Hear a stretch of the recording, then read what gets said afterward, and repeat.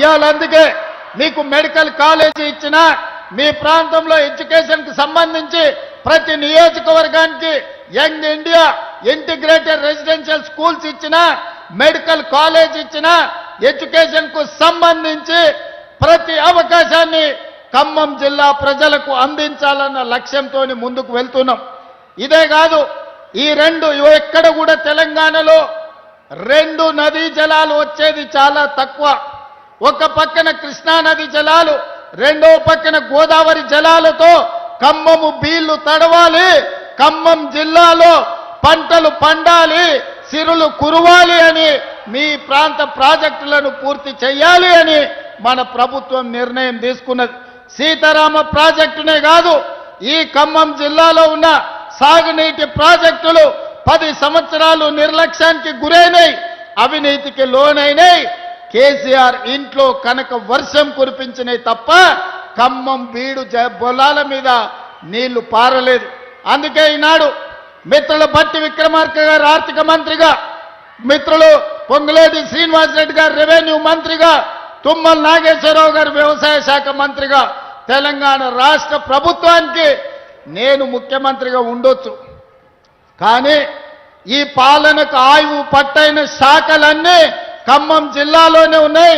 బట్టి విక్రమార్క గారు, తుమ్మల గారు, పొంగులేటి గారు అనుకుంటే ఈ ప్రభుత్వంలో జరగనిది ఏమీ లేదు. ఖమ్మకు జిల్లాకు ఏమి కావాలనో మీరు అడిగిందే తడువుగా మీ నిధులు అనుమతులు మంజూరు చేసే బాధ్యత నాది. అందుకే మిత్రులారా, వాస్తవంగా తొందరగా రావాలి, మీతో మాటలు పంచుకోవాలనుకున్నా, కానీ హెలికాప్టర్ సమస్య అందుకే ఆలస్యమైంది. కానీ ప్రజలకు రేషన్ కార్డు ఇచ్చినా, ప్రజలకు సన్న బియ్యం ఇచ్చినా, ప్రజలకు ఇందిరమ్మ ఇండ్లు ఇచ్చినా, మా ఆడబిడ్డలకు ఇందిరమ్మ చీరలు ఇచ్చినా, ఏ ప్రోగ్రాం అయినా ఖమ్మం జిల్లా నుంచే ప్రారంభించుకున్నాం. ఖమ్మం జిల్లా మంత్రులే నాయకత్వం వహిస్తున్నారు. ఈరోజు వ్యవసాయానికి, ఈరోజు ఇందిరమ్మ ఇండ్లకు, ఇందిరమ్మ చీరలకు నిధులు, రేషన్ కార్డులు, సన్న బియ్యం, అన్ని కార్యక్రమాలను కూడా ఈ ప్రాంతం నుంచే ప్రారంభించుకున్నాం. భద్రాద్రి రాముల వారి సాక్షిగా ఖమ్మం జిల్లాను అన్ని జిల్లాలతో పాటు అభివృద్ధి పదం వైపు నడిపించే బాధ్యత నాది, నా మంత్రివర్గ సహచరులది. మీరందరూ ఏ విధంగా అయితే అండగా ఉండి ఆశీర్వదించినరో, 2 సంవత్సరాల క్రితం మీరు ఆశీర్వదించి ఓటేస్తే ఆ ఓటే ఆయుధంగా మారి ప్రజా పాలనను అందించి ఈరోజు ప్రజలకు మంచి పరిపాలనను అందించడం.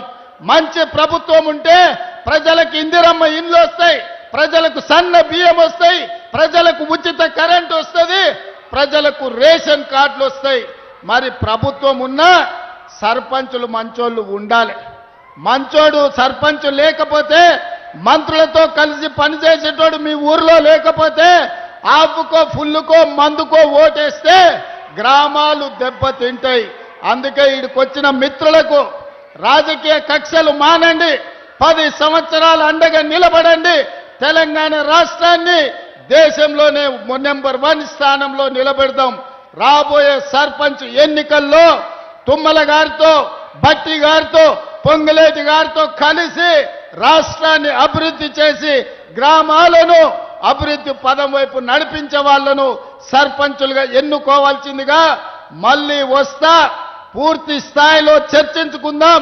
మిమ్మల్ని అందరినీ కలుస్తా. సమయాభావం వల్ల మా వాళ్ళు చిట్టీలు ఇస్తున్నారు. హెలికాప్టర్ అర్జెంటుగా ఎగరాలి, ఢిల్లీకి వెళ్ళాలి.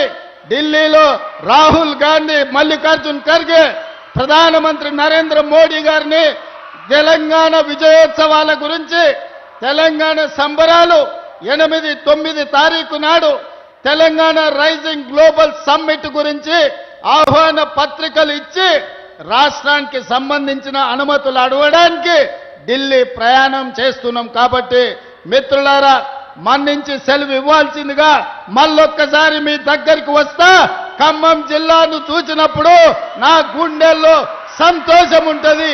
ఎన్నిసార్లు వచ్చినా అదే ఉత్సాహంతోని, అదే ఊపుతోని మీరు అండగా నిలబడుతున్నారు.